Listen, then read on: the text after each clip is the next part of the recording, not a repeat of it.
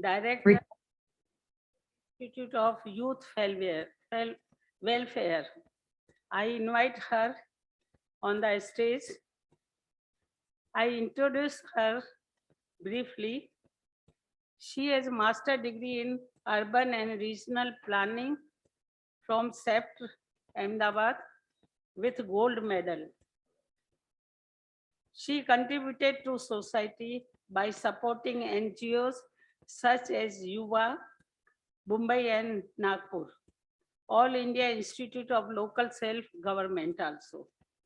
She has received many awards in student life and in career also. She has written book on community participation. Madam, I welcome you. Please come on the stage.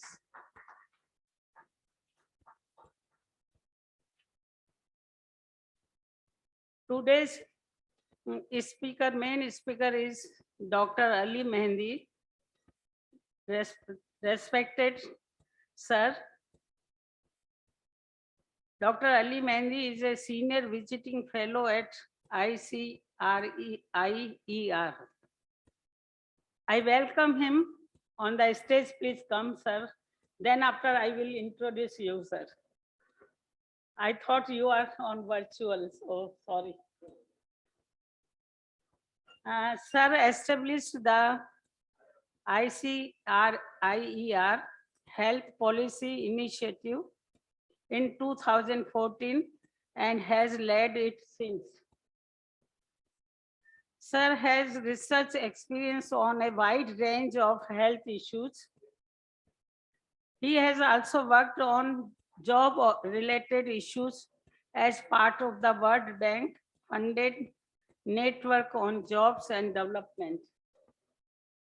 He has contributed to G20 discussion on health through its T20 forum.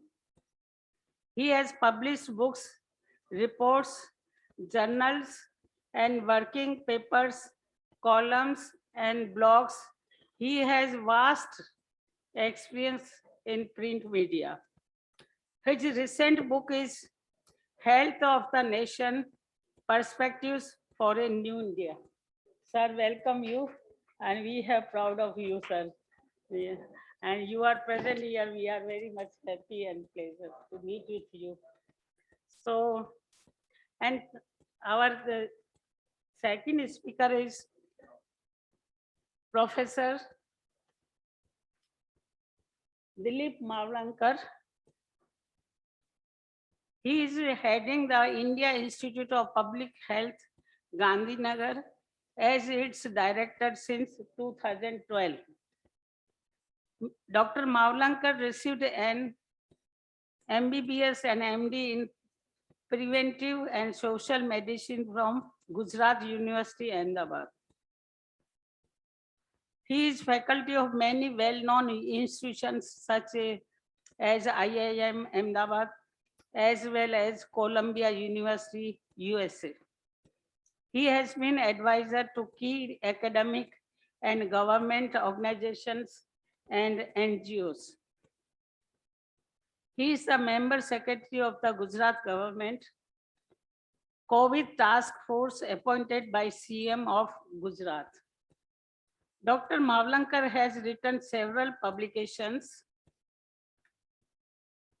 and journals. I welcome him. He will be on the screen afterwards. I welcome him again, and I invite Shilpa ji, please come and address, please.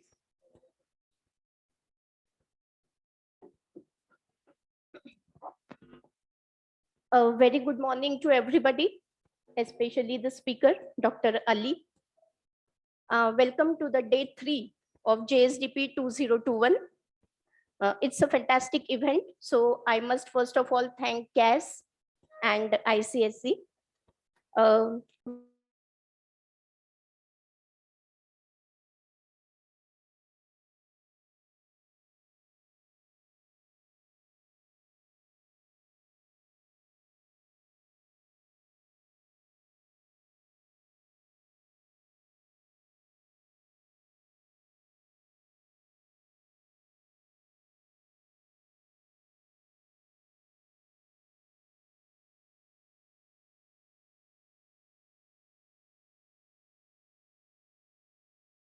later, we are in a transition phase and now reaching out to the complete transformation. Today's morning session is the most important one, where we will be enlightened about the health management of India post-COVID, the scenario of health policy and its effective implementation in our country. So in the session, we have two speakers. One would be virtual presentation, and the first would be by Dr. Ali Mehendi, as introduced by Madam. As this is a session, there are some rules of the session, that language is not a barrier and everyone can ask the queries and get our doubts clarified. Any vernacular language will do. There are experts to translate it. So please feel very free to clarify your doubts regarding the health management system of India, and be very open, because your participation will make the session successful and we will get enlightened through his words and inputs. Because I am not a health expertise, so to set the context of the session, I have referred to two important documents published in 2020 after the first wave, and 2021 after the second wave. So these are the health policy of India and COVID-19, diagnosis and prognosis of the combating response. And the secondly, it's healthcare in India, Vision 2020, issues and prospects. So based on that, I want to put forth some of the issues post-COVID-19 within the healthcare system and the management of the healthcare. As everybody know by now, that COVID-19 has posed extraordinary burden on our already stretched health infrastructure. We have observed it, we have seen it. So this Medicare has two parts, especially the curative, and now the most important, which is preventive. As we all are aware that public health policy of India in 2017, it was led and revised. So this health policy from 1983, it was revised twice. First, it was in 1983, then 2002, and now the final version is 2017. The main step was NHP, that is National Health Policy of India, its formulation and implementation with a motto for health for all. But now that motto is also revised, saying that Swasth Nagarik Abhiyan. So this Swasth Nagarik Abhiyan has the motto assured healthcare for all at an affordable cost. So when you remember all the discussions since day one, you will know this availability, accessibility, and affordability. These three questions are still a question mark, and we are trying to approach it with positive steps. Now, COVID-19 has raised many such questions on the health framework of India, on the backdrop of this massive COVID infections and the deaths therein. So now the questions today we have to answer and get inputs are these. Has India NCP and other new policies or new reforms, are they sufficient to deal with the pandemic? Because today we have to live with the pandemic, as we say that. So are we reaching the unreached in terms of coverage and quality of care, quality care? So coverage and quality care is again an issue. As you know, the Bhore committee report, I was referring yesterday, sir, because I was given this opportunity to moderate your session. So on three terms, this Bhore committee report of 1946 has imposed some inputs for the overall government of India. First was the public healthcare domain.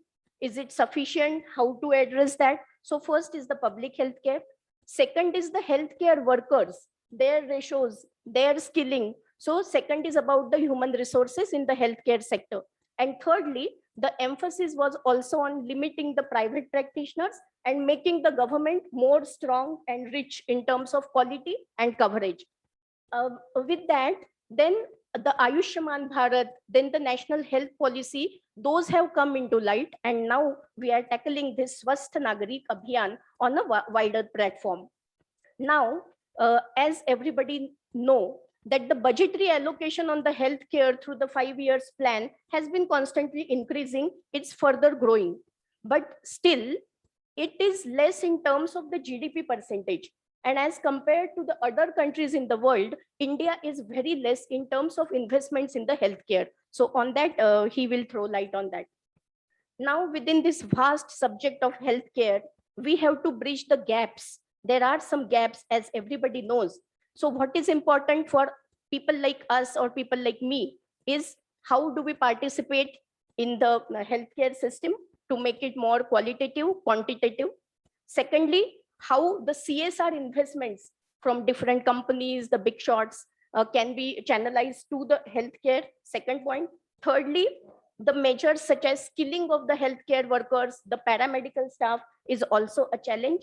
And something about the health insurance and reaching the poorest of the poor. These are the four important points which are important for me as a NGO sector is important.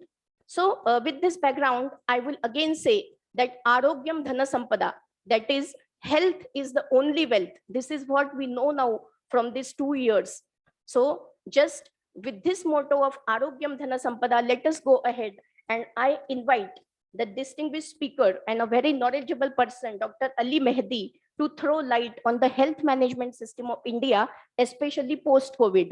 So I'm really lucky to moderate this session. Thank you so much. And I invite now Dr. Ali. Thank you.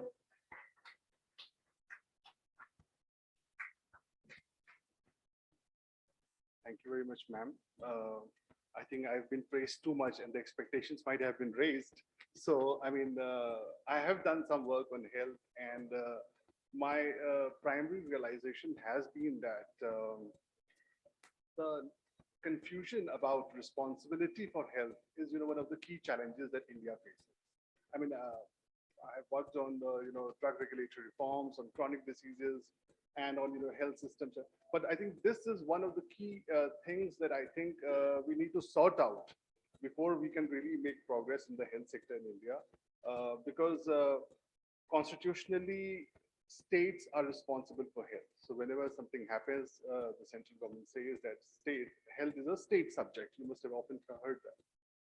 But the center does a lot in terms of health sector, in terms of National Health Mission or, Ayushman Bharat and many other things. So the center has played a very critical role. And the center, right since independence, has also been responsible for bridging the inequities between the states. So if health is a state subject and every state does its own thing, some states will do it better, some will do it worse.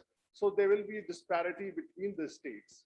So the center is supposed to play a role in terms of bridging those inequities in the health sector, because as as the federal government, they have this capacity to actually address inequalities between the states.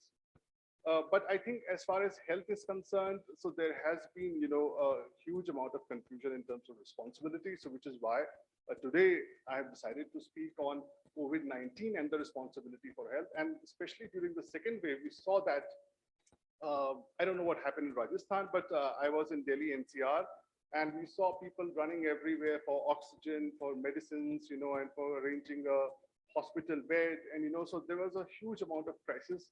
And the impression that people got was that people have been left to their own wits to deal with the problem, to save themselves, to save their loved ones.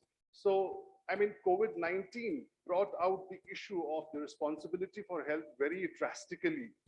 And the challenge, came out to the forefront, that it is people who are supposed to take care of their health, spend on their health care, whether they have to take loans or get indebted. So, that I think the second wave in particular was very significant, that it was very illustrative of this challenge of the responsibility for health in the Indian context. I have also recently worked on the issue of social justice and health. And I have also referred to the debates in political philosophy in terms of social justice. So there also you see that in the modern debates on social justice, responsibility, the concept of responsibility is the key notion. For example, the German philosopher Friedrich Hayek argues that you cannot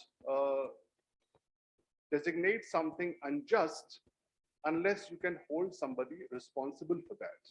So if, let's say, we see there is a display here, and if we say that this is unjust, so we need to hold somebody responsible. Somebody has to be responsible for this display before we can call it unjust or just.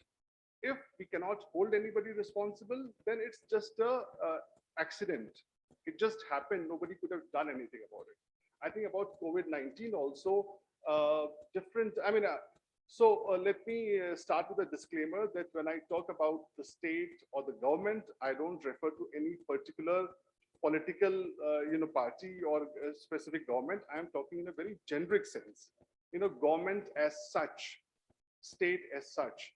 So please don't take my comments as referring to any political party or any specific government. It's a very generic sort of argument that I'm going to make today. In the second wave also, we saw this very clearly. So which is why I thought this is something that we really, this is the elephant in the room that we need to tackle. And so I'm going to actually, first of all, talk about the context of health in India and, how things are in terms of financing and the responsibility and governance. And then I'm going to make two sets of arguments, the epidemiological argument and the ethical argument of why governments or the state should take care of most of the structural challenges about health. And I'm going to make a distinction between preventive responsibility and curative responsibility as far as epidemiology is concerned. And then what are governments supposed to do? What is the expectation from governments as far as the ethical argument is concerned? So can I take a slide? PPT.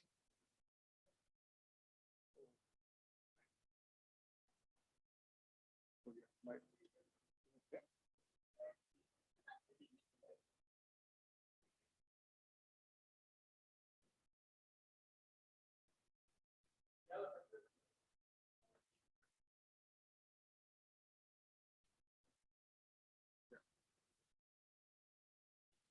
So the first part is, very descriptive. Let me start reading it out.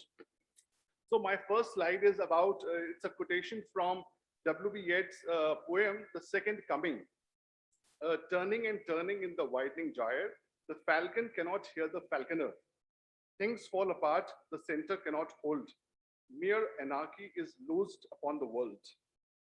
So W.B. Yeats wrote this poem in 1919 in the aftermath of the First World War and the 1918, 1999, 1919 flu pandemic. His wife was pregnant and she had caught the virus and was very close to death. So there is a resemblance between what happened in the flu pandemic of 1919 and what happened during the second COVID wave in India. But it almost seems that Yeats was referring to the second COVID wave in India as well. In a democracy, citizens are supposed to be falconers. So falconer is somebody who calls the falcon.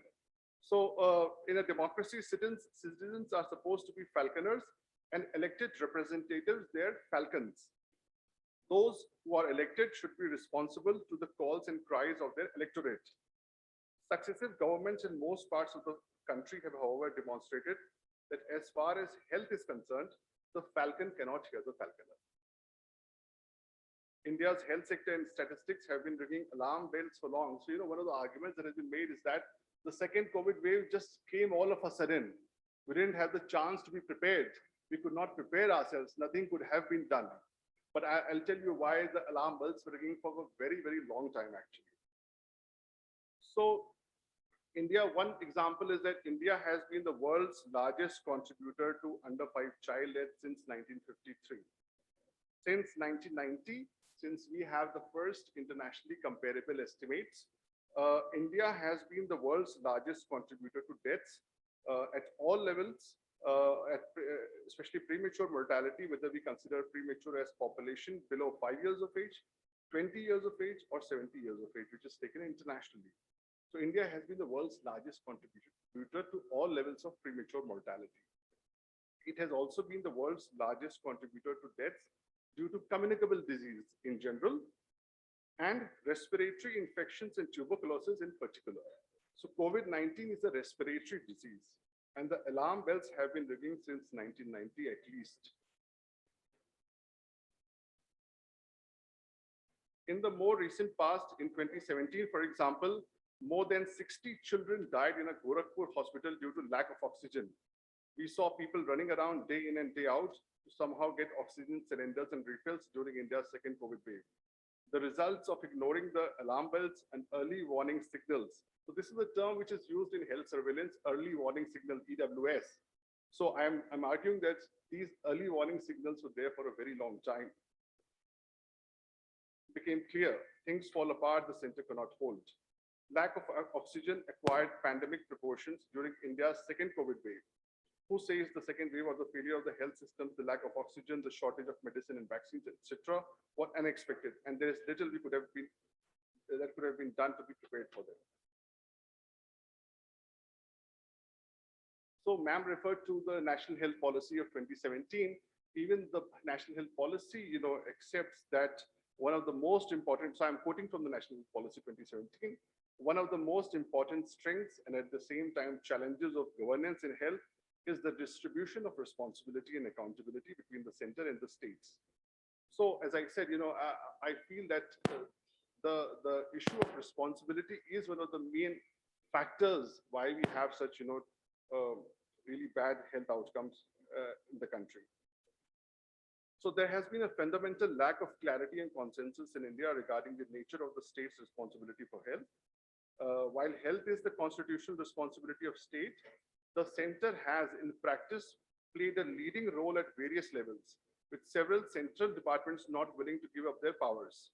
This has led to a situation in which both the center theoretically and the states practically are able to disown responsibility for the health of citizens.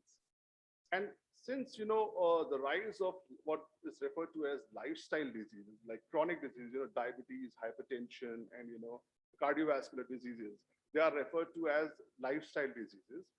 And ever since the rise of lifestyle, the so-called lifestyle diseases and the free market system in India, so then there has been an argument that, the WHO has listed out four things to do in order to address the risks of, lifestyle diseases. You need to eat properly, you need to walk, you should avoid tobacco and alcohol. Now, all these things are there which individuals can do at their own level. So somehow the impression goes out that, you yourself are responsible for your health. It's your health, it's your responsibility. You need to walk, you need to eat better, you need to stop smoking, you need to stop drinking alcohol. So somehow the arguments, so with the rise of the lifestyle diseases in particular and the free market system, there has been a more aggressive shifting of responsibility for health towards the citizens, individuals themselves. Now, as far as the shortage of oxygen is concerned during the second COVID wave, I am going to read out certain statements of Union Health Ministers, which also shows why the lack of oxygen was also a result of the confusion about responsibility for health. So the first statement is by Mr. Piyush Goyal, who said, state governments should keep demand for medical oxygen under control. The demand side management is as important as the supply side management. Containing COVID-19 spread is the responsibility of state governments, and they should fulfill this responsibility. The second quotation is a response which the Minister of State for Health and Family Welfare gave in response to a question in the Rajya Sabha. He said, health is a state subject. Detailed guidelines for reporting of deaths have been issued by the Union Ministry of Health to all states and UTs. Accordingly, all states UTs report causes and deaths to Union Health Ministry on a regular basis. However, now this is important, and you must have heard about the controversy that nobody died due to lack of oxygen. So then he says, no deaths due to lack of oxygen has been specifically reported by states UTs. Now he says that the data collection about deaths and cases is collected at the state level. So, and then, states are supposed to, it's a very fairly decentralized system, the data. So there are two kinds of data that we have in the health sector. So we have two kinds of data in the health sector. So one is the administrative data, which is also referred to as MIS. So every program, every health scheme has its own MIS, which is used to assess the progress on that scheme and, do course correction. And every year that data is reported. So that data starts getting collected from the very primary health center level. Then it goes to the district level, then it goes to the state level, and the states report it to the center. Now, so the Union Health Minister of State for Health and Family Welfare is saying that we did not get any data from the states about deaths happening during the second COVID wave due to lack of oxygen. Now, if you see that there is, WHO has something called the FIC, Family of International Classifications. So as part of that, there is an international classification of diseases, ICD. So under that, you have different causes of death being given. Now, if you see the burden of deaths due to cardiovascular diseases is the highest. It's almost close to 27-28% in India, for example. Now, one of the reasons what happens is that, let's say somebody falls from a high altitude and falls down. Now, what might happen is that that person might go into a trauma or shock and might die actually due to a heart attack. Because death is what? I mean, death is primarily your heart stops functioning. So what happens is that many times the final cause of death is, okay. So can I move it? Okay. So there is a page on whose responsibility is oxygen.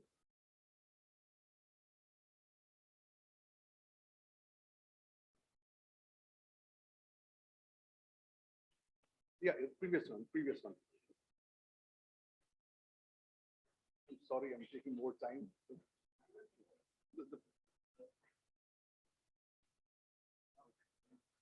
Yeah. So if you see here, he said that nobody died due to oxygen.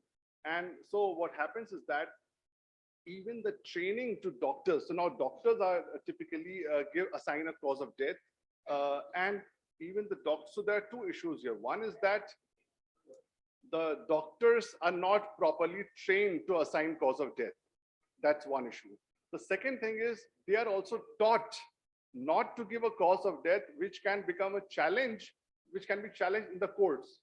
Because if you give a cause of death and there is a litigation, there is a court case, so then the doctor who has assigned the cause of death will also be called by the courts. So then they try to give very generic case, causes of death, this person died due to this. So oxygen is a supply side issue. It's not like you don't, I mean, in terms of the classification, the technical classification, there is no space to assign oxygen as a cause of death.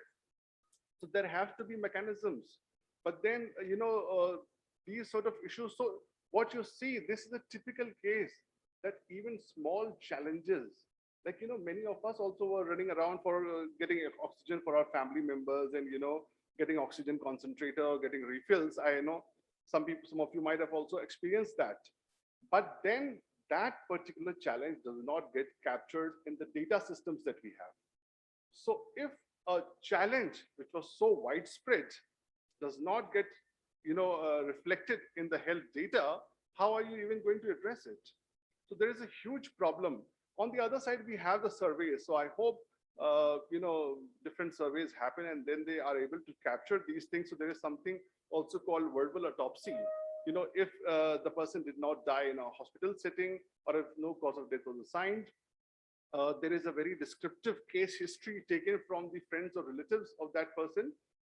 And then it is given to two doctors and then they assign a cause of death. So sometimes in those sort of situations, you can, show that, okay, this person did not get oxygen and then he also did not get a hospital bed. Like I remember my wife had to be hospitalized and so we were getting a hospital bed, but without any guarantee for oxygen.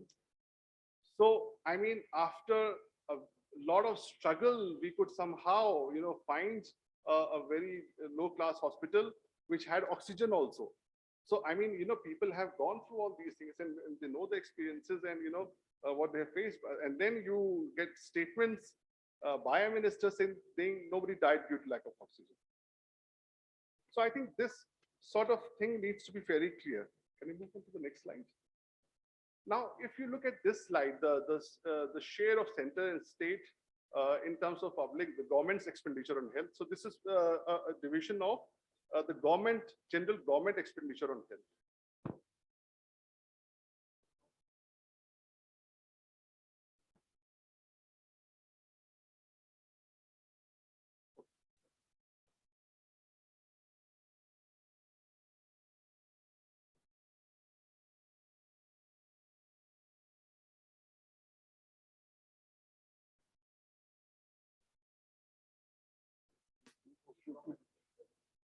Okay. Can you go 2 slides back? One more. Yeah. So if you see here that this is a breakup of the government expenditure on health, and you see that the blue bar is that of the states and UTs combined, and the orange bar is that of the center.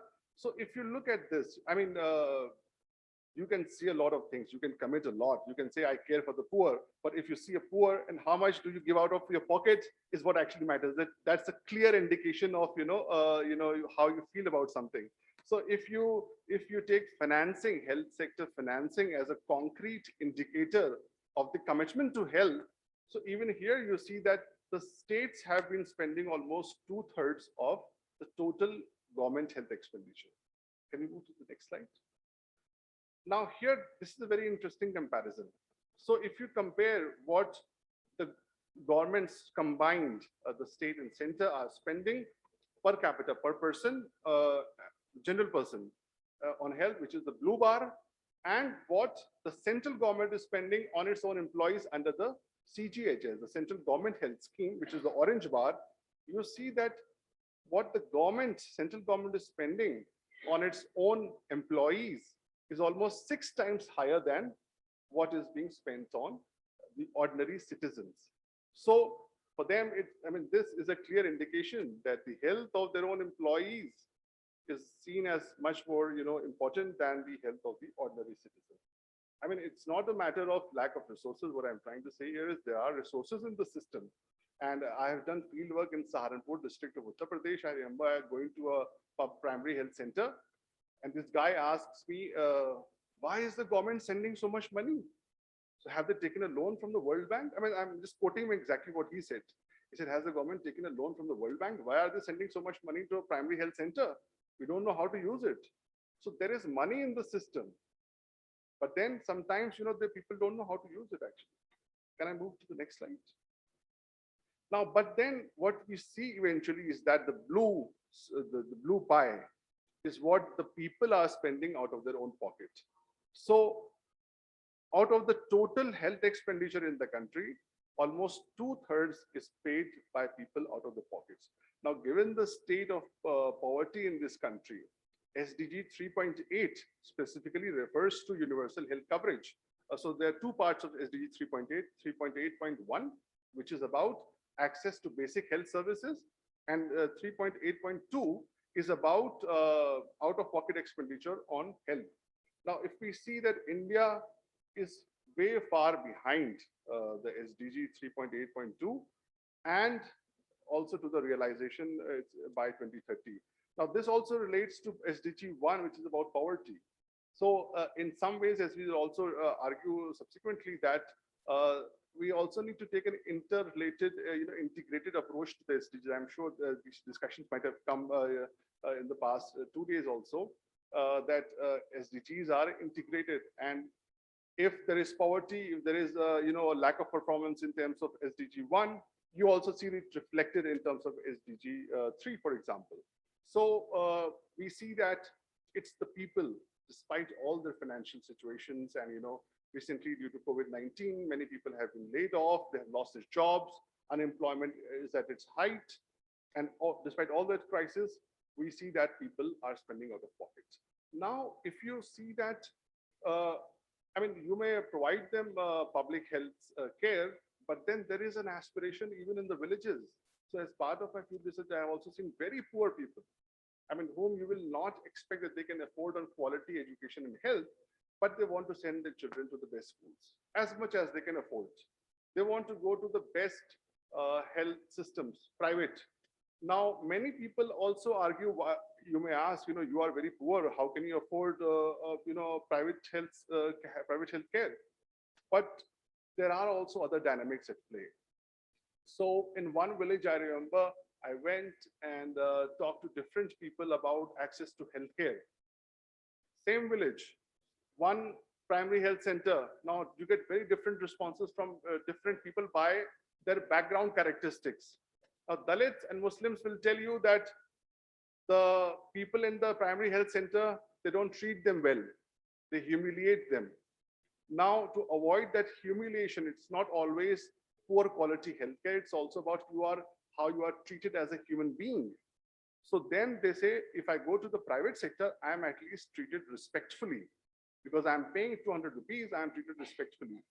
While if you go to people of the upper caste, for example, and ask them about the same primary health center, they will say, excellent. The doctor is so good, he even delivers medicines to our house. I don't have to go there, he comes to our house actually. So, there is no singular evaluation. So as part of the National Health Mission, there are different teams sent to different districts to evaluate its performance under the program implementation plans. And you see that they come out with their reports.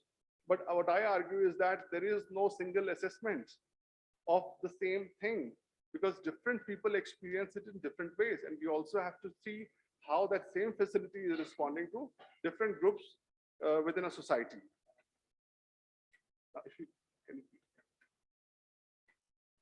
Now, because of all this confusion, as ma'am also referred to, India is very much behind its peers within the top 10 economies in the world.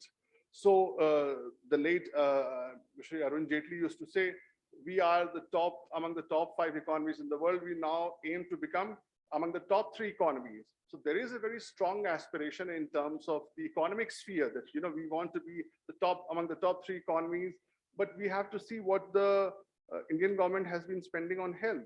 So the total health expenditure, if you compare India with others in the top 10 economies, so presently India is among the top 5 economies. And you see it's spending $275. The total health expenditure is $275, which also includes what people are paying out of their pockets. Now the domestic general government health expenditure as percentage of this total health expenditure is only 27%. Now, how do you expect to be among the top 3 economies or top economies in a time when human capital investments are very critical? If you look at the composition of the economy, the largest share comes from the service sector. And the service sector is very human capital intensive. If you don't invest in the education, skilling, and health of your citizens, you can never afford, expect to go to the top. So then out of pocket is also among the highest, not among the highest, it's the highest actually, among the top 10 economies, which is 63%. And what do you expect in a poor country that the life expectancy at birth is only 69 years. If you go look at the healthy life expectancy, which is way much more lower than this. Next slide. Now, this is the context that I have put in front of you. Now, I quickly want to make 2 sets of arguments here on why the government should accept the responsibility for health. So first is the epidemiological argument. So can you go to the next slide? Yeah. So this and the next few slides also show that health is not just about healthcare. Health is determined by a variety of structural intermediate factors, and this is how health is also related to the other SDGs. If you see many of these, the SDGs are also reflected here. So health is not just about healthcare. If you simply give me medicines, that's not enough. As a government, I expect more from you because health. So this is where the issue of relative responsibility comes into the picture. Now, if I ask you, please, can you, let's say if I ask you, can you give me a paracetamol? You say, yeah, I can give you, I have a first aid box and there is a paracetamol, I can give it to you. Now I ask you, can you give me an oxygen cylinder in the next 5 minutes? You say, I cannot. There is a system for oxygen cylinder and it's not easy to get an oxygen cylinder. If I ask you of something higher, you say, I cannot arrange it. Because, we have our own relative strengths and weaknesses. So the governments in general are, much more better placed in acting upon the international, national, and local determinants of health, which this graph reveals. So this graph is taken from the WHO's report on the Commission on Social Determinants of Health. which was released in 2008. So if we see that, socio-economic and political context, governance at large, not just health governance, but governance at large, policy, cultural and societal norms and values, they interact with education, occupation, income, gender, all these things. And then that leads to aggregate as well as the distribution of health and well-being in a particular society. So governments have a comparative advantage on acting on these issues, and which I will come to later, is the preventive responsibility that governments have. Next slide, please. If we look more specifically to the tuberculosis, which India has been the biggest contributor to at the international level, we see that it's linked to SDG 1. And this graph, shows, so I'm not going to get into how this actually happens, but if you see this graph, that SDG 1, social protection and poverty, render you vulnerable to the risk factors of tuberculosis. And then, that is where we are. Next slide. Now, mental disorders, again, so in health, we normally look at death, disability, and disease. So if you look at the disability part, the highest burden of disability comes from musculoskeletal disorders, neck pain, lower backache, all those things. They have a huge impact on, disability, and mental disorders, anxiety, stress. And this COVID-19 has actually raised this in two ways. One is that COVID itself, biologically speaking, leads to certain neurological problems, and you may suffer from anxiety, stress, and all those things. The other is through the socio-economic route. You lose your job, or your job is at risk, then as a result of that, you are also at risk of mental disorders. So even so if you see that mental disorders are also linked to the larger sphere of SDGs, and this is how they are impacted. So when we talk about health, what I'm trying to emphasize here is that giving medicines or health insurance is not enough. There are much larger issues at play that we need to take care of. Next slide, please. Yeah, sure. Okay. So again, this is about COVID-19 also. So with respect to COVID-19, we are told, wash your hands, wear a mask, and, do all that. That's very important, of course. So somehow, the responsibility is shifted onto the individuals, which I'm not denying. That's very important. We need to practice the social, personal hygiene and social distancing and all of that. But even who gets infected and who goes through what sort of impact of COVID-19 is also determined by broader issues. It's not just about what the risk that you face at the individual level. Next slide, please. Now, this is where I come that I propose two kinds of responsibilities as part of the epidemiological argument. So preventive is what the government can do at its own level, at the structural level. So monitoring and tackling health risks at international, national, and local levels to prevent disease, protect and promote health at the population level. This usually involves high-level coordination and action and investment and focus on research and surveillance. A curative responsibility is what we see happening in this country. That, I give you Ayushman Bharat, I give you medicines and this and that. That happens when you fail in your preventive responsibility. Why do I get sick? If you are very strong in terms of your preventive aspect, less people will fall sick, and there will be less burden on healthcare systems. So in fact, the pressure that we saw on healthcare systems was very unfair. I mean, these guys were actually compensating for lack of focus on the preventive side. And even in normal circumstances, we know that healthcare system has suffered, has a lot of shortages, manpower, medicines, this and that. And in a pandemic like COVID-19, even, well-established health systems of Europe, America, they all collapsed. So now what happened is that because of the failure at the preventive level, you rendered the curative, the healthcare systems vulnerable to all these challenges. Can I go to the next slide? Yeah, the next one. Now here I want to, this is my final slide. So I quote from Aristotle in his book, Politics. He says, it is evident that the best politia, which is, a social arrangement, is that arrangement according to which anyone whatsoever might do best and live a flourishing life. It is the job of the excellent lawgiver to consider how they will partake in the flourishing life, living that is possible for them. Now, if you see that he clearly argues that, it is the responsibility of, so I mean, if I ask you in general, forget about the health sector, in general, what is the responsibility of governments? What should we expect from the government? I mean, I see a lot of videos on YouTube. The elections going to happen in Uttar Pradesh, and people are asked, "Are you happy with the performance of the government? What do you think about the elections? This and that." And I don't see the issue of social welfare coming up. People are actually not too much. Not people are concerned about development and flourishing. I mean, so what exactly is the role of the government? So Aristotle argues that the state should be able to provide an environment for you to flourish. And flourishing here means whatever capacities we all have differently as individuals and human beings. So, for example, some people might be good at something for some particular things, others might be good at something else.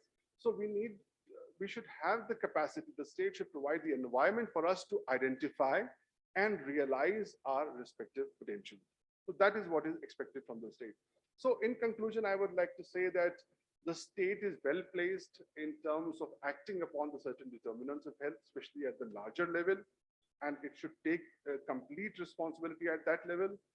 And this also includes the wealthy sections of the society, because even as we have seen with COVID-19, even those who were rich were affected. I mean, it didn't matter whether you were rich or poor, everybody was exposed to COVID-19.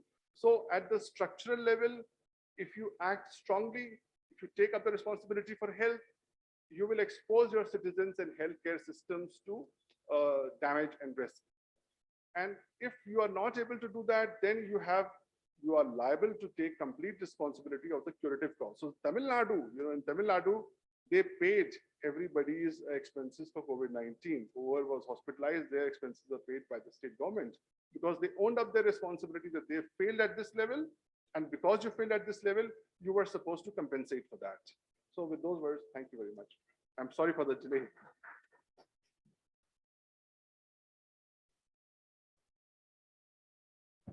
Thank you very much, Dr. Ali. Of course, as you said, health is a multi-dimensional subject, and there are many connotations, mainly the socio-economic connotations, and the humanitarian approach which you talked about is very important.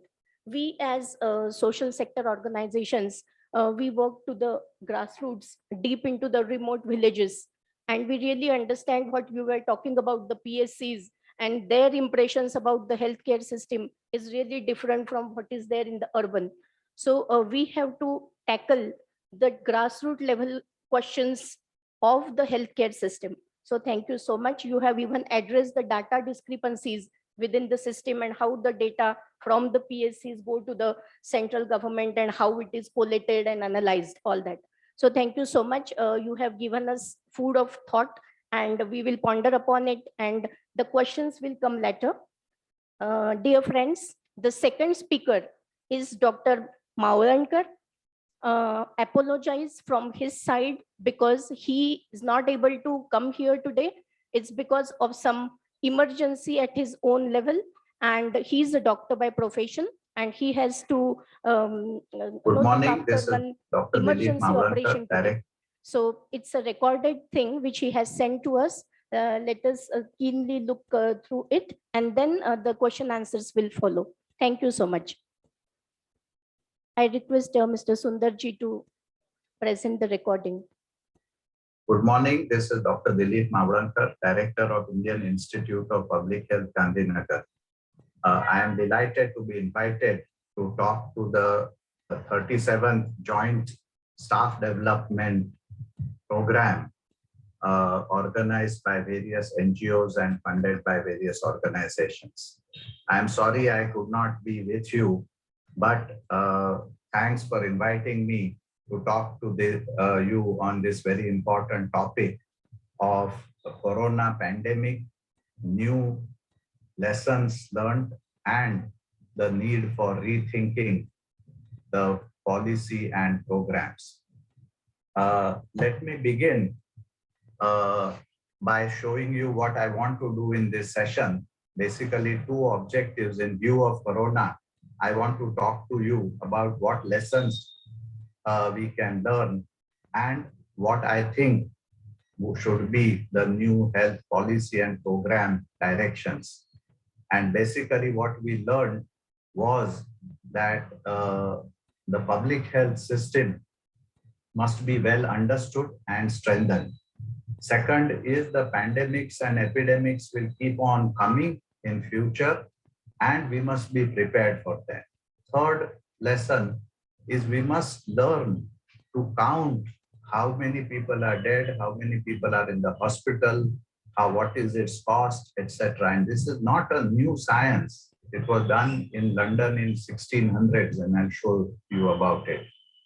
We need much better primary care and hospitals for taking care of the sick. And finally, we must do our own research and not depend upon research and models conducted abroad. So this is the overview of my talk today. Let's move on to understand what is public health, because that is many times not well understood in Indian context and in India. And that is why I want to highlight that. What is an epidemic? What is pandemic? Everybody now knows, so I will not repeat that. But Corona pandemic has given us a wake-up call to the whole world, not only India, that pandemics do come periodically and can cause a lot of harm to the society by making people sick. So medical care is required, lot of social damage and economic damage, which we have seen. Now, public health's job is to ensure health of the people. When people fall sick, they need hospitals and treatment, which is job of doctors and nurses. But to prevent disease, to improve people's health is the role of public health. And we have been all shocked into this Corona pandemic's very grave impacts, morbidity, mortality, hospitalization over 1.5 years of time.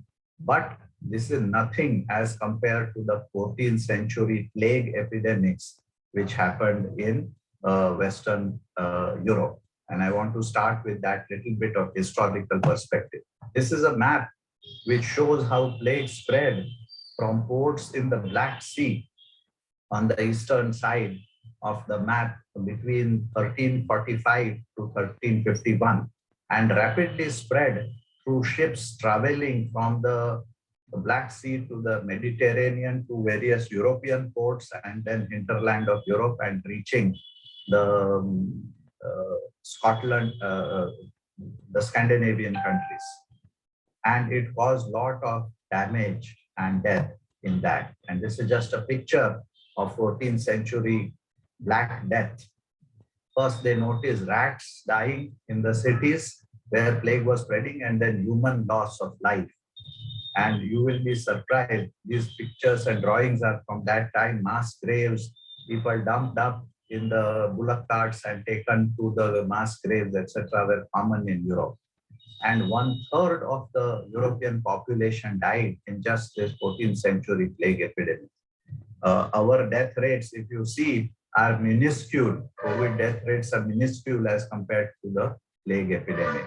Now, what it led to was a renaissance or starting of a transformation of Europe from public health point of view. Following up this, in 1600s, another set of plague epidemics happened in London and in England, and they developed this analysis of deaths every week by not only numbers but causes, which is called as bills of mortality of London. So 1665, this is a page from that report. This report was printed every week of all deaths totaled, analyzed by cause, analyzed by place, analyzed by sex, and publicly made available for governments to take action. So this was the recording of deaths and disease in Europe created following the plague epidemics of the 1400s, and this happened in 1600s.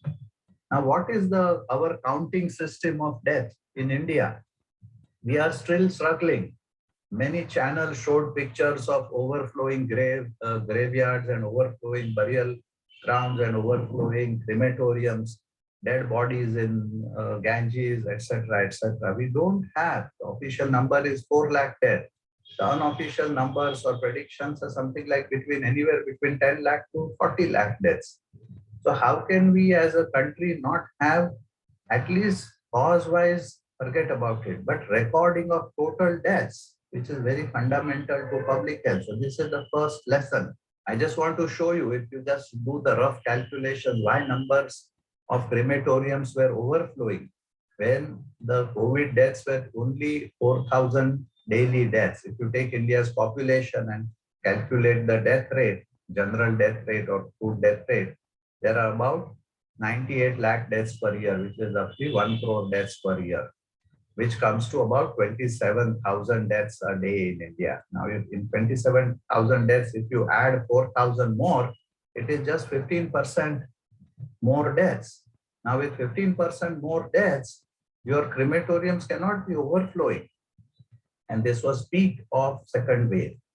So what we have to really understand is why the crematoriums were overflowing. What are the other causes of death if it was not COVID? And take action. Because what public health means is take actions on all causes of death and reduce the number of deaths which are excess. I don't want to go into details of this, but I have just put this slide saying the tier cities where we live, its administration, state administration, national administration, and doctors have to learn to correctly analyze the cause of death. And I'll not go into depth of this because ICMR has given the guidelines. We just need to follow the guidelines. I'll just give you 4 examples to say how simple is the guideline. If somebody has COVID and no other comorbidity, he dies, then obviously it is COVID death. Number 2, if he has some pre-existing diabetes, hypertension, cancer, whatever, and develops severe COVID and respiratory failure and complications of blood clotting, which are known, and COVID, then develops heart attack, stroke, kidney failure, etc., it is cause of death is COVID. And this is not what I am saying. This is what ICMR is saying.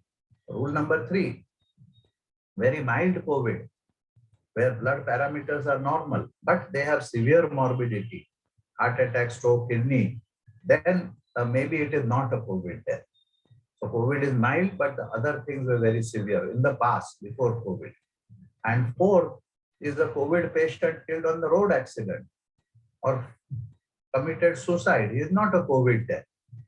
So in that simple ways, we can correctly classify. If Europe could do classification of death in 1600, why are we not able to do it today? And this job is for the Registrar General of India. The Britishers left us with the Office of Registrar General of India. There are registrars of birth and death at the city level, state level, district level. They have to produce the death numbers, but they don't understand their role. We haven't paid any attention to this, and that is why we are at this point. So that is the first lesson. Related to that is the government symbol says Satyameva Jayate, which means truth always wins. So which also implies that I will speak the truth. I will not obfuscate the truth. I will not mislead using data.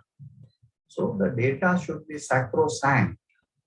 There should not be any doubt. There may be some genuine mistake. There may be some genuine error in measuring the data, but there should not be any doubt on the data provided by the government. And government must improve their systems of data provision. Lesson number 2, we need to do much better health system at primary level, secondary level, and tertiary level. And COVID, lot of people had to spend a lot of money because our public systems are not really up to the mark.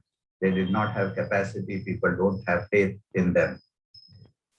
In publicly funded free care system got overloaded many times because we have been investing only 1% of GDP, whereas we should have been investing 3% of GDP for last 70 years to improve our health services. So one thing we must remember out of this pandemic is we must have universal health coverage. No one should be made to pay when they are sick. They can pay taxes, they can pay levies, they can pay various ways to the government when they are well and working. But when you are sick, you should not have to pay. That is what is called as universal health care and should get access to care. Our health system was further stretched in the first, second, and third waves. And rural areas, even we have very few proper health centers and health services. I want to take you back to another historical fact. 1850s, this is a picture, very famous picture of Florence Nightingale serving the military hospital in Scutari. It was very crowded, no nurses, no nothing. Food was also difficult to get, but it was a military hospital. What she did through her own work, and I don't have time here to talk about,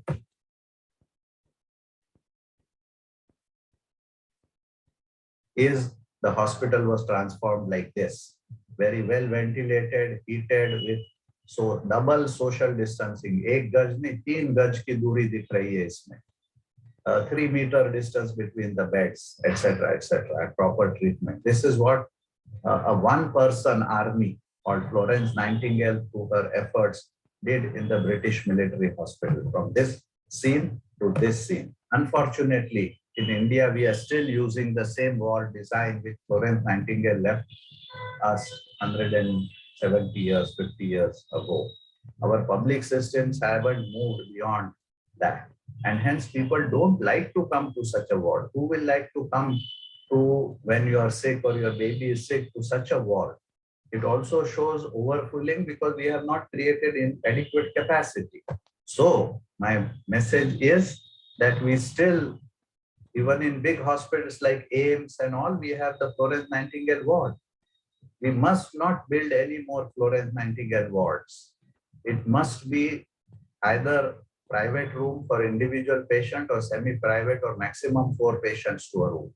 And that is evidence-based medicine. Nobody in the Western world builds such a wards now. So the benefit is much more private care, much more better outcomes, less hospital-acquired infections, etc. Of course, it will cost more. It will require more nurses and more staff to manage that. But if we are going to spend 3% of the GDP, we can as well make better designs and better hospitals so that people who are sick like to come to our hospitals rather than going to private hospitals where they can't afford it. Lesson number 3, we must do our own research and make data available for analysis. In India, somehow in the last 1.5 years, very little research has happened. Some trials happened because of international participation, etc. But we have large number of patients. We have large number of medical colleges, but very few medical colleges and research organizations do research on our own. We don't have a culture of research and evidence. We have a culture of order and obedience. So we have to move back to the local evidence, local research. Unfortunately, we don't have much funding for the same. And we are not trained to do research as medical doctors. And there are no research staff hired by medical colleges to do research. And that is why most of the modeling work which came out and scared us all came from Imperial College London and many other foreign universities, which may not, these models may not fit the Indian condition. But only later part of epidemic, we have now Indian models coming out of IIT and some other organizations. So we need to work on that also. I just want to highlight that people, when they think research is very complicated, again, going back to history, James Lind, a naval surgeon in British Navy, worked on a ship in year 1447, and within 12 days did a small experiment of giving lemons and oranges to people who had scurvy on the ship, sailors. And he showed that lemons and oranges clearly improved their condition as compared to other comparative treatments. So this is called clinical trial, which we need to do. So we need to invest more and more in clinical trials. We should have done more trials on cheaper treatments like vitamin D. There is a lot of secondary evidence, but no good trials on vitamin D's role in prevention of respiratory infections and COVID. Similarly, ivermectin, there's a lot of controversy, but no big trial was done in India or any other developing country. So not many studies, etc. from India. Part of the reason is we don't allow government data or even private data to be available for analysis. And that is our mentality, that nobody should look at our data. If you compare budget, I just looked up yesterday, ICMR's increased budget with 40% increase is 2,660 crore rupees per year. As compared to that, US NIH budget is 380,000 crore, which is 140 times larger. We are poorer. I understand we cannot spend, but our ICMR budget, or this is DHR budget, Department of Health Research, is minuscule. How we can be a global power with such small amounts of budget going to healthcare research? So that was the third lesson. Finally, I want to say that we must understand public health. Public health job is to control epidemics, pandemics, diseases, accidents, and reduce unnecessary morbidity and mortality. So what policy and program changes can we do? First of all, we don't have a structured public health service. We have Indian Administrative Service, Indian Police Service, Indian Foreign Service, Indian Forest Service, whatever. But we don't have Indian Public Health Service. Britishers had created Indian Medical Service that time to manage health in India. So we should create that kind of a technical high-level service for the country. Then we saw that how deficient our laboratories were. We couldn't do testing. So we must improve our public health laboratories to do virology, to do genomics. In the second wave, we couldn't pick up the Delta strain arising very rapidly in our country. And that is why the second wave came. If we had picked up it earlier, maybe we could have prevented. The third is we must have one public health nurse per village. China provided a public health worker per village in the 70s, which is called barefoot doctor. But we are not even providing today one public health nurse per village. We have 5 lakh villages, 6 lakh villages. It is very easy to provide. I have made the calculation. It will cost about 20,000 crores a year to provide one nurse per village. So we should move in that direction. ASHA is not really a substitute for a nurse or a doctor.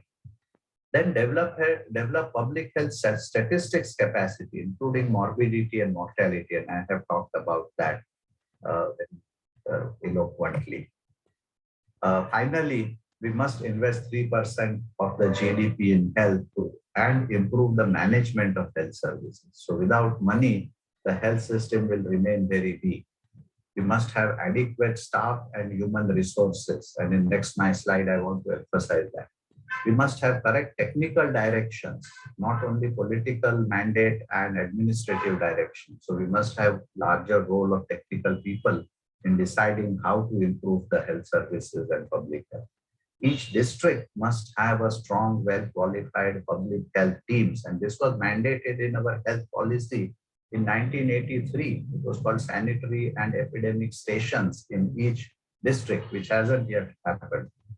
And we must start preparing for the pandemic of 2120.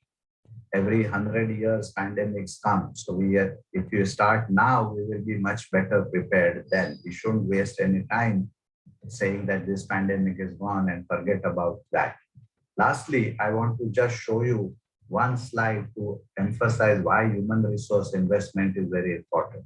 Everybody knows the story of Taj Mahal. It was built in the commemoration of the Queen of India, which died in the 14th childbirth in Burhanpur. And in building this Taj Mahal, the whole treasury of the government of India, government meaning the kings of India, was wasted.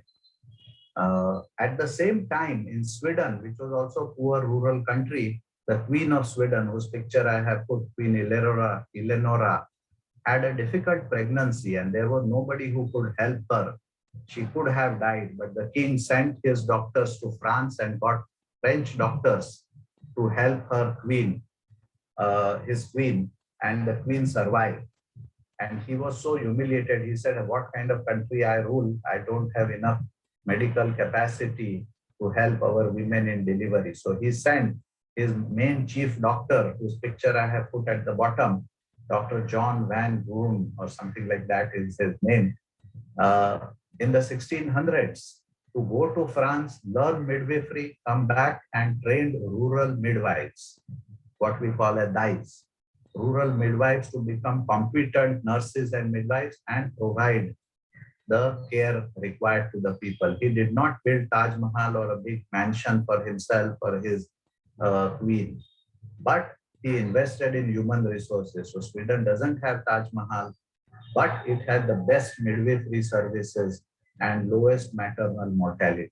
On the other side, we have the Taj Mahal, but we have one of the highest maternal death rates.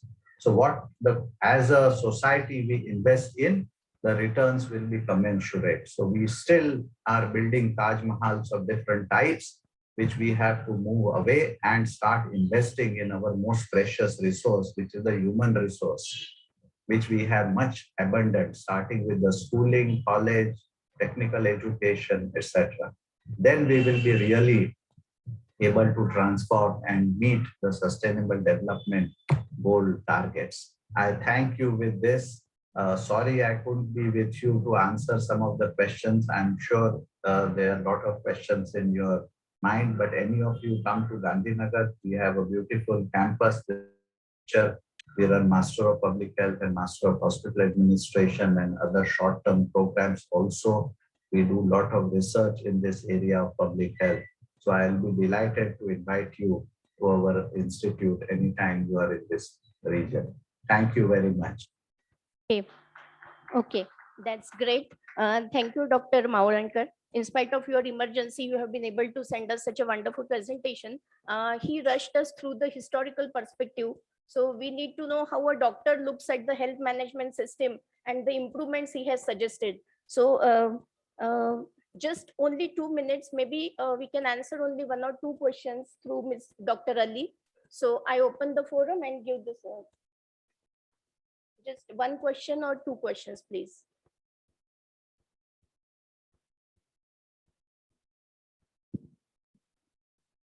Good morning, sir. So myself, Swagata Malik, I'm from Statesman Print Journalism School. Sir, I saw that you talked about a health issue. So you talked about health issues. So my question stands there that in this COVID situation, so we see basically that the patients are to be first admitted in the because in this COVID situation, the financial problem is also going. That's why like middle class or even below class, they first go and admit the patients in the government hospital, right? But in a government hospital, they are not getting the clear treatment there. Like the patients who have the chances to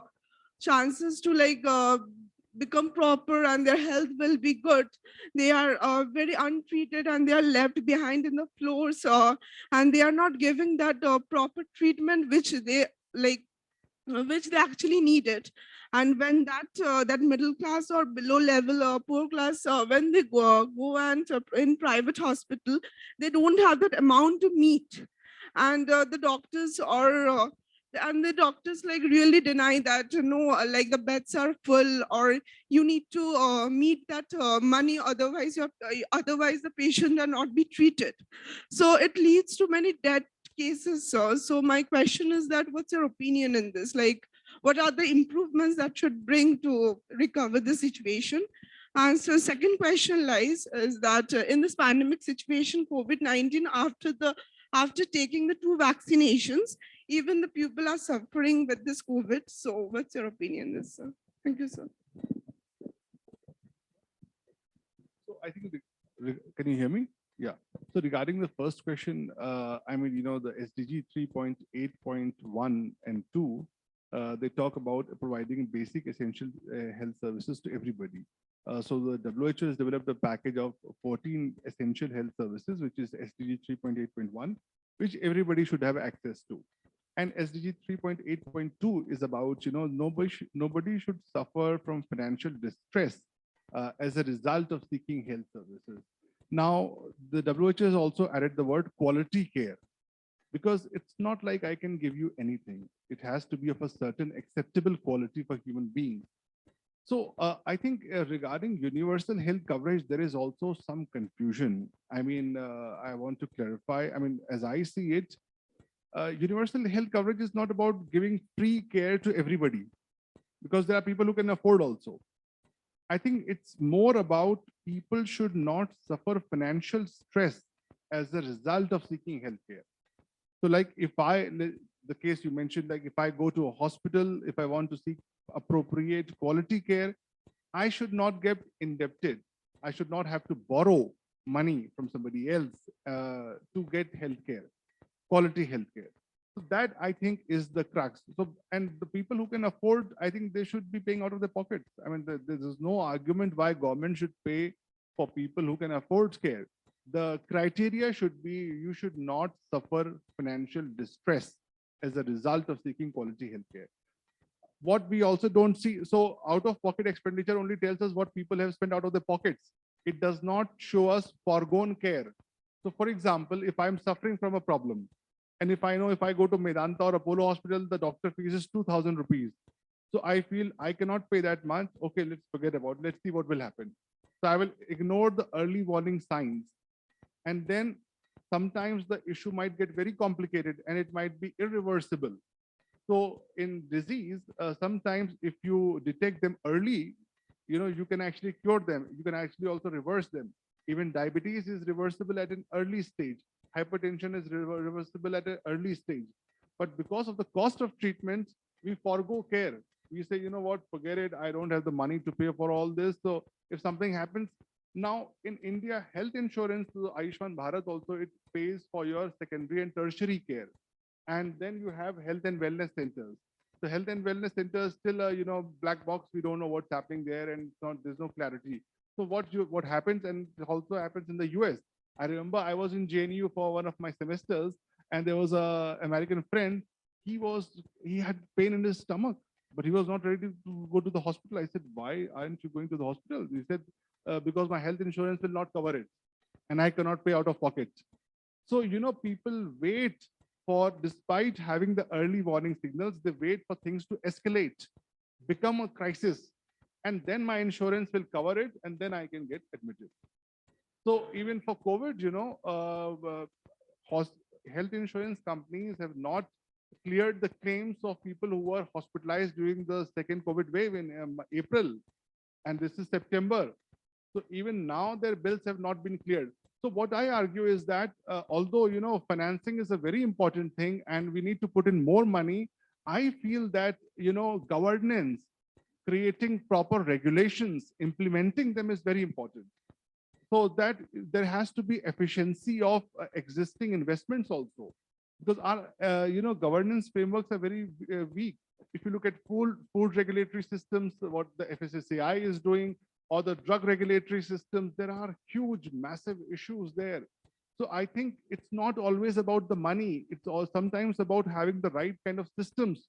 If the health insurance companies are not clearing COVID hospitalization bills 6 months down the line, there has to be action against them. But there is no action. So it's not always about the money. It's always also many times about efficiencies, improving the governance. So that is something which is very critical. And about the second question, so the history of previous, coronavirus epidemics or pandemics has shown that there can be effects up to 10 years also. And many disorders. So as a result of autoimmune disorders, you can have a backache, you can also die because of that. So sometimes the viruses are very lethal. They can actually change your DNA, and that gets passed on to generations genetically. So COVID-19 may, people, a lot of those who have survived may continue to face symptoms for a very, very long time. Previous pandemics have shown up to 10 years also, and it can also be passed on genetically to future generations also. So, I mean, just because you have survived does not mean, it's over. You need to take care and, get yourself tested regularly. You need to look at the symptoms. There are neurological symptoms. I know one of my uncles, his wife died because of COVID. He got into anxiety and stress, and he is suffering. I mean, so it can create a whole set of complications. And that is where the role of, testing, surveillance, data collection has to be there. And we need to also invest in more softer areas of healthcare. It's not just about providing medicines when you get hospitalized. It's also about, appropriate testing, preventive healthcare testing, and monitoring the health of people on a regular basis. So all these things are quite critical actually. Responding to your question, because you are also mentioning to reach the poorest of the poor. So I personally am working in 70 villages in Nagpur district. Exactly what you are saying is happening there. It's basically there are two schemes which covers the COVID as well. But the villagers are not aware. So awareness and education of the poorest of the poor is the key issue, which has to be tackled by people like us, the CSOs, or people like you who highlight the issues. So it's not the Ayushman Bharat, the Mahatma Jyotiba Phule Jeevan Dayi Yojana. It covers for COVID. But as Dr. Ali said, it takes about maybe 6 months or more than that to for the government to tackle it or to give that insurance coverage. So here is where these gaps are within the system. So you rightly said that strengthening of the system and making everything in place is very correctly needed. Yeah, the second question from your side.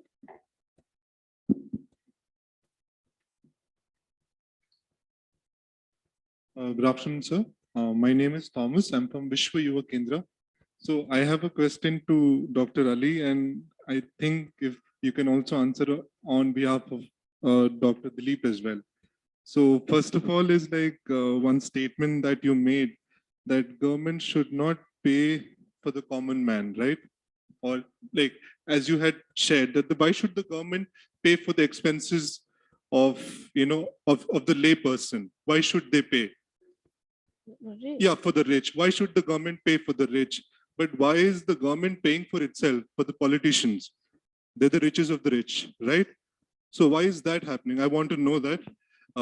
My second question is, Kerala as a country, when we talk about India, we talk about Kerala, Kerala being one of the best states, but that's part of India. It's not a different country.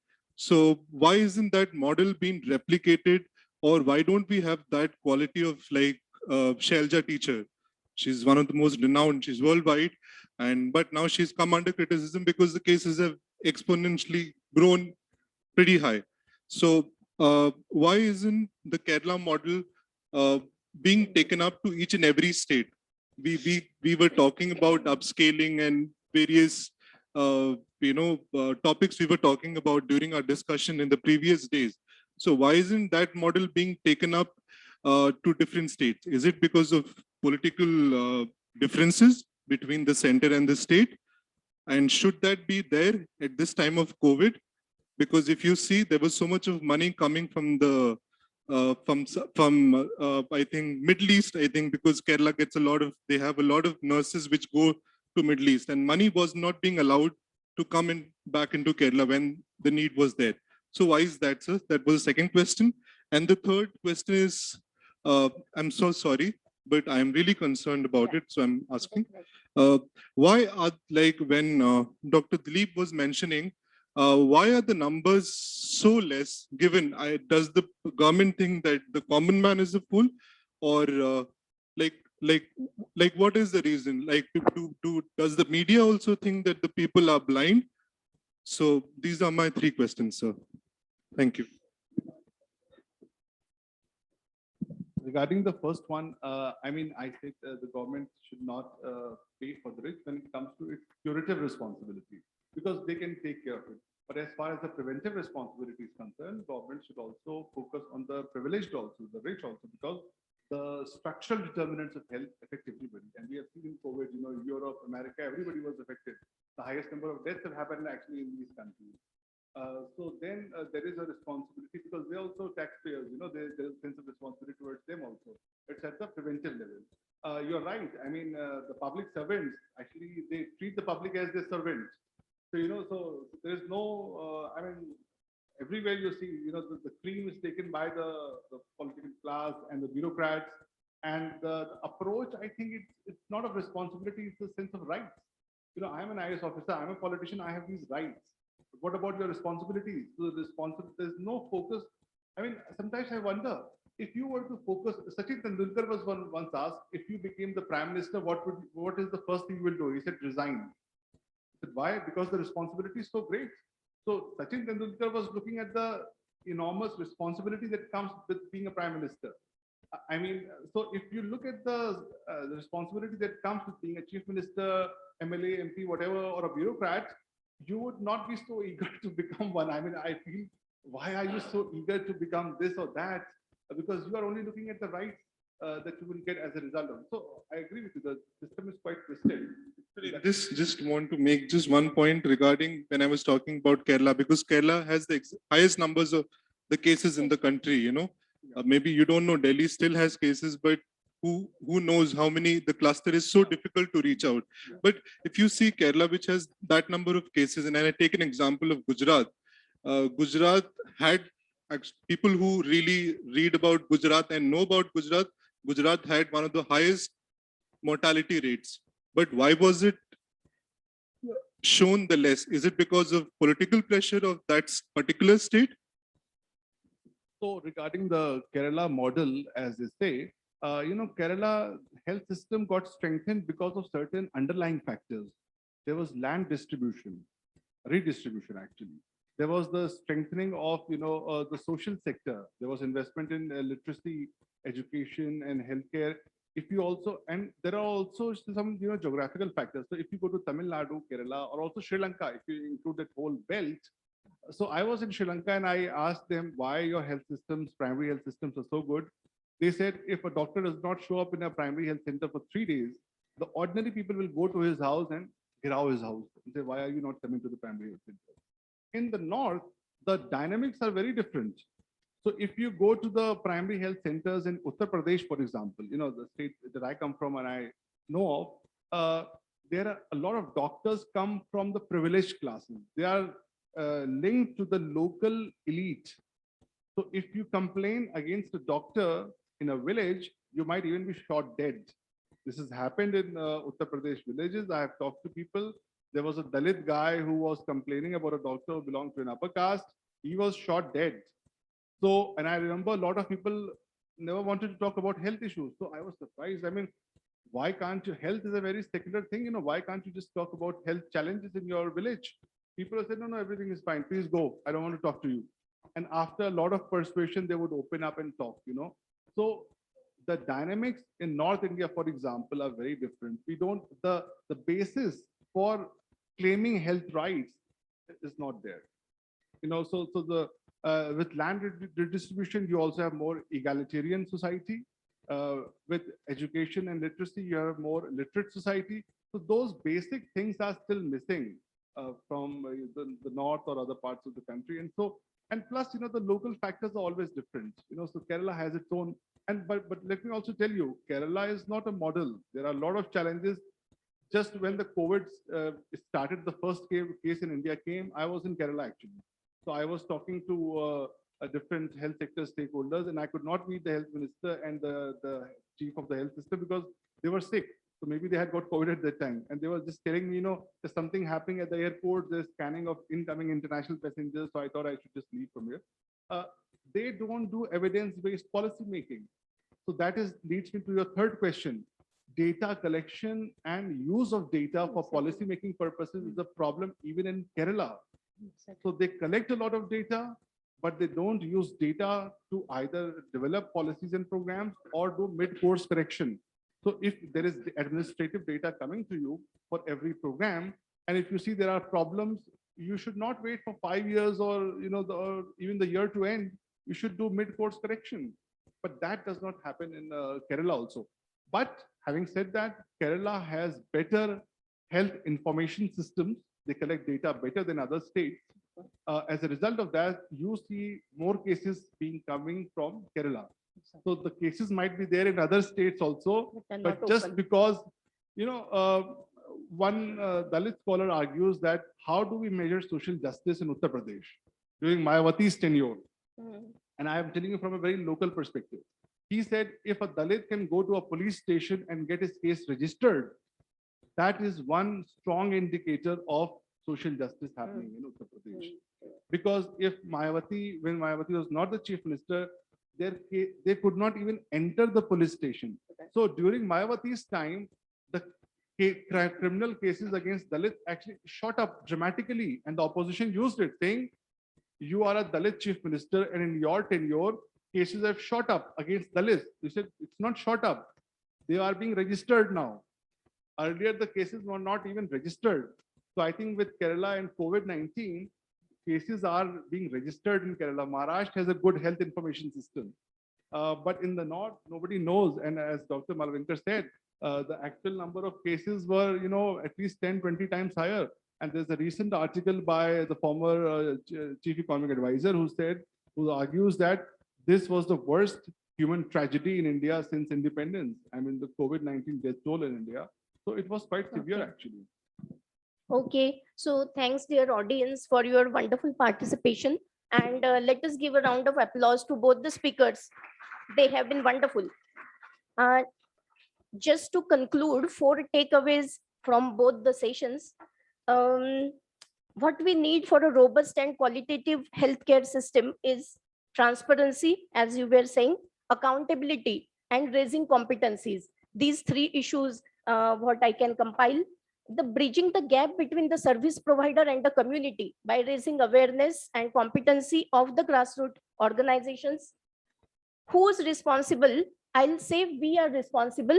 I am responsible, you are responsible, and every expert is also responsible. So academia, governance, and the grassroots organizations together can lead to a qualitative and robust system. So that is it for now. I request Manda Benji or Sir to present a memento to the speaker. Thank you so much for your participation, and thank you, sir.